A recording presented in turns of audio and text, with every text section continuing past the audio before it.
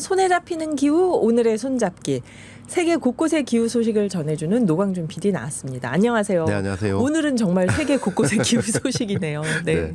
네. 기후를 통해서 세계 여행을 하는 것 같아요. 오늘 이렇게 귀로 그냥 들으시면은 처음에는 이제 UN 총회가 열리는 뉴욕부터 시작해서 플로리다 갔다가 결국은 덴마크에서 이제 종점을 찍는 그런 이야기인데요. 보이는 라디오에 영상이 다 나가는 거죠, 우리가. 예. 오늘은 영상이 좀 힘들 것 같긴 그래요? 합니다. 아깝다. 예. 네. 계속 웬만하면 좀 영상을 올리는데 오늘은 아프리카 이제 좀 잠시 후에 나갈 그 영상 작업에 좀 매진을 하느라 아프리카 영상이요. 예. 일단 뭐 귀로 한번 상상을 하시면 좋을 것 같습니다.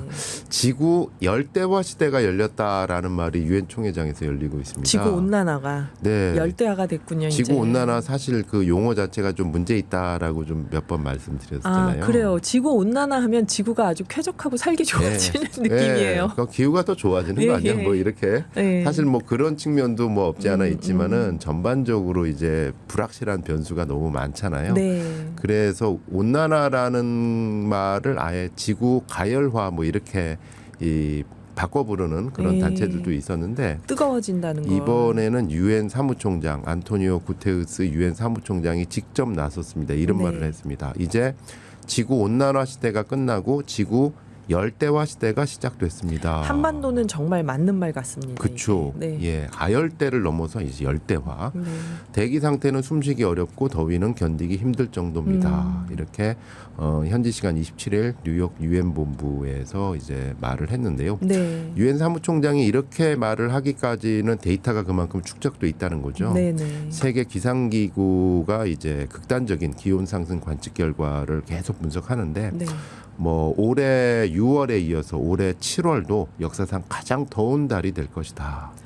8월은 더 더운 달이 되는 거 아닐까요? 그러니까 유럽연합의 기후변화 감시기구죠. 코페르니쿠스 기후변화 서비스의 관측 데이터에 따르면 올해 7월 6일 전 세계 평균 지표면 기온이 섭씨 17.08도. 역대 최고치를 기록했습니다. 역대 최고치요. 근데 뭐 이 기록은 금방 또 갱신될 것이다. 이렇게 많은 사람들이 얘기하고요. 뉴욕에서 얘기는 어쨌든 지구 열대화라는 거를 찍었다라는 건데 바닷물도 그럼 또 뜨거워지겠네요. 그렇습니다. 예, 바닷물 온도가 38도다라는 얘기가 플로리다에서 나오고 있습니다. 해수욕을 못 하죠, 그러면 이제. 38도면 거의 이게 바다인지 온천인지 그냥 그 욕조 온탕인지 공간을 못 하는 정도인데 이 미국에서 한 달 넘게 지금 이어지고 있잖아요. 열돔 폭염 해가지고 열돔. 그러니까 마치 그 돔구장에 가둬놓고 히터를 떼는 것처럼 그런 열돔 폭염이 전역으로 확산되는데 전역으로요? 이게 지금 서부 캘리포니아부터 해서 동부까지 계속 이렇게 이어지다 보니까 퍼지는 건가요? 바이든 대통령이 연방 정부 차원의 폭염 위험 경보를 요청을 했습니다. 미국 기상청 폭염특보에 따르면 현지 시간 26일 기준으로 미국 전역 27개 주에서 약 1억 2천만 명이 폭염 경보와 주의보 영향권에 들어갔다. 이런 가운데 이제 플로리다주는 또 적도 부근이잖아요. 플로리다주 남부 바다 수온이 이틀 연속 37.8도를 찍었다고 합니다. 조금만 더 가면 해수 온탕이네. 이게 지금 이게 그 변화가 확연하게 느껴지는 게 지난해 이제 그 이 지역의 해수면 평균 온도에 비해서 0.3에서 0.4도 정도가 올랐다. 비정상적으로 높은 해수 온도에 엘니뇨 등이 지구를 더 뜨겁게 만들고 있다. 이런 분석인데요. BBC나 가디언 보도에 따르면은 이렇게 되니까 이 바닷속에 살고 있는 물고기들이나 그렇네요. 물고기들. 생태계 위협이 되고 있다. 그래서 이미 그 플로리다 일대 어획량이 최근 5년간 계속 줄어들고 있대요. 그리고 미국 과학자들이 이제 조사를 해보니까 플로리다 남부 군도에서 산호초가 색이 바래지는 이 백화 현상. 산호초의 백화 현상. 너무 뜨거우니까 물이 이렇게 되는군요. 이미 뭐 그 산호초 백화 현상은 뭐 호주나 이게 그 태평양 쪽에서 이제 많이 목격이 됐었는데 특히 과학자들이 주목한 거는 산호 중에서도 회복력이 뛰어난 것으로 분류되는 종에서도 색이 바래지고 있더라. 버틸 대로 버텼던 산호들까지도 이제 색이 바래기 시작하는 거군요. 아이고.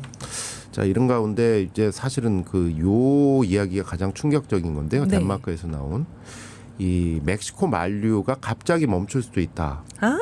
이게 흐르던 해류가 어떻게 멈추죠? 예, 이런 뭐 대재앙을 예고하는 논문이 나왔습니다. 어머나. 이 최근에 이제 덴마크 과학자들이 네이처 환경 저널에 네. 이제 발표를 한 논문인데요. 그러니까 참고로 멕시코 만류하면은 멕시코 만 쪽에서 북유럽 쪽으로 흐르는 네. 따뜻한 해류거든요. 네네. 요 해류 덕분에 사실은 영국이나 북유럽 국가들이 캐나다 같이 같은 위도의 다른 지역보다 기온이 높았대요. 따뜻했죠. 네네. 근데 이게 갑자기 멈출 수 있다. 이 탄소 배출 증가 여파로 이르면 2025년부터 2095년 사이에 갑자기 사라질 수 있다라는 해류가 논문이 탄소 나옵니다. 배출 때문에 해수면 온도가 높아진다고 해서 어떻게 사라질 수가 있을까요? 그러니까 요분들은 주로 모델링을 하는 과학자들, 네네. 수리 과학자들인데요. 덴마크 코펜하겐 대학의 연구팀이 네이처 커뮤니케이션스에 발표를 했는데 제목 네. 자체가 대서양 자오선 역전 순환류에 다가올 붕괴 경고 뭐 이렇습니다. 그래서 2025년부터 2095년 사이에 큰 변환기를 맞을 가능성이 아주 높다라고 하고 있습니다. 이게 25년에서 95년이면 기간이 조금 좀 길긴 하네요. 변수가 좀 길어요. 네, 이렇게 콕 70년 집어서 사이에. 하는 것이 아니라 아직은 네. 가능성 부분이기 때문에 예. 어떻게 봐야 될지 뭐 논란도 있는 부분이 있는데요. 네. 어쨌든 만약 멕시코 만류가 끊어진다라고 했을 때는 북유럽의 기온이 당연히 떨어지겠죠. 네. 또 폭풍이 굉장히 거세지고요. 아, 폭풍이 거세지고. 예, 그리고 요게 이제 북아메리카 동부 해안의 해수면 상승으로 또 이어질 수 있다. 네, 더 안 올라가고 그쪽에서 뜨거워질 수 있겠구나. 네, 그리고 인도, 남아메리카, 서아프리카 지역의 강우량에도 급격한 변화가 우려된다. 아, 여기 이 지역의 강우량까지 영향을 주나요? 그러니까 해류가 사실은 그 기후 변화의 핵심이다라고 많은 전문가들이 얘기를 하고 계시잖아요. 근데 이제 갑자기 끊어지는다라는 논문에 대해서 물론 너무 이거 극단적이고 단선적인 모델링 평가다라는 네. 비판도 나오고는 있습니다. 네. 이제 영국 브리스톨 대학의 과학자 같은 경우는 연구팀이 세운 가정에 다른 가정을 적용하면 다른 결론이 도출될 수 있다. 뭐 이렇게 나오고 있고요. 또 뮌헨 공과대학의 그 기후 전문가도 급격한 변화 시점에 대한 모형이 지나치게 단순하다. 불확실성이 너무 크다라고 지적을 하고 있습니다. 그러나 해수 온도가 이렇게 계속 올라간다면. 네. 그러니까 이 IPCC라고 유엔 기후 변화에 관한 정부 간 협의체가 있지 네, 않습니까? 네. 2021년에 발표한 6차 보고서에서도 이 멕시코 만류와 같은 이 순환류가 네. 21세기 중에는 붕괴할 가능성이 있다. 이렇게 전망한 바가 있는데 아, 있다인가요? 예, 아. 그러니까 있다인데 물론 이제 가능성 면에서는 IPCC 같은 경우는 좀 낮다라고 얘기를 하긴 했습니다. 그러니까 그래서 좀 논란의 상황이 있는데 어쨌든 좀 이 갑자기 등장한 이 논문으로 학계에선 또 뜨거운 그런 감자가 될 것 같습니다. 그래요. 해수 온도가 계속 올라가면 우리가 알고 있는 해류들이 이렇게 저렇게 방향이 바뀌거나 뭔가 변화가 일어날 것 같긴 합니다. 진짜. 네, 이런 엄청난 지구 열대화를 전해 주시면서 추천하신 곡은 어떤 곡인가요? 노래 소개하기 전에 네. 제가 좀 드는 생각이 네. 그러니까 뭐 사실 그 대재앙에 대한 얘기도 나오고 지구 열대화도 얘기도 나오는데 사실 그 동전 사물에는 또 동전의 앞면이 있는가 하면 뒷면이 있잖아요. 네. 위기가 있으면 기회도 있는데 저는 그런 생각 좀 엉뚱한 생각인데 기대가 됩니다. 그러니까 아프리카를 저는 좀 주목을 하게 되는 게 아프리카요? 예, 그러니까 그 외국 저널에서 그 사진 한 장을 봤는데 네.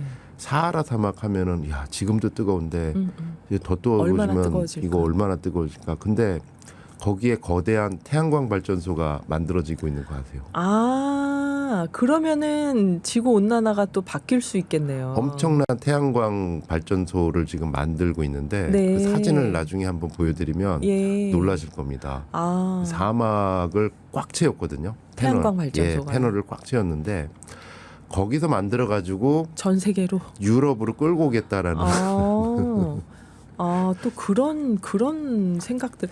해수 온도가 올라가는 걸 활용해서 또 어떤 재생 에너지가 생길 수도 있는 그럴 수도 걸까요? 있고요. 저는 어쨌든 이 태양에 주는 오늘도 지금 밖에 나가면 느끼시겠지만은 네. 태양 에너지가 정말 장렬합니다. 진짜. 장렬하잖아요.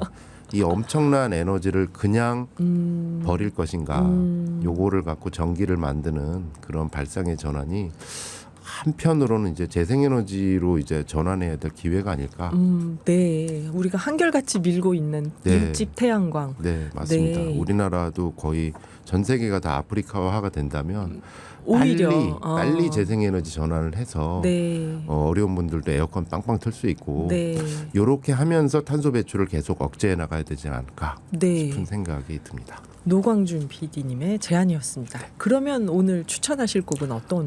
뭔가를 했었는데 네. 그 첫 곡이 너무 좋아서 올드팝이 네. 거기에 맞춰서 했습니다. 비슷한 시기에 아마 음악이었는데 네. 비슷한 시기에 아마 라디오에서 들으셨을 것 같아요. 상심의 바다라고 포커의 Sea of Heartbreak. 그래도 바다가 들어가네요. 네. 감사합니다. 노광준 PD였습니다.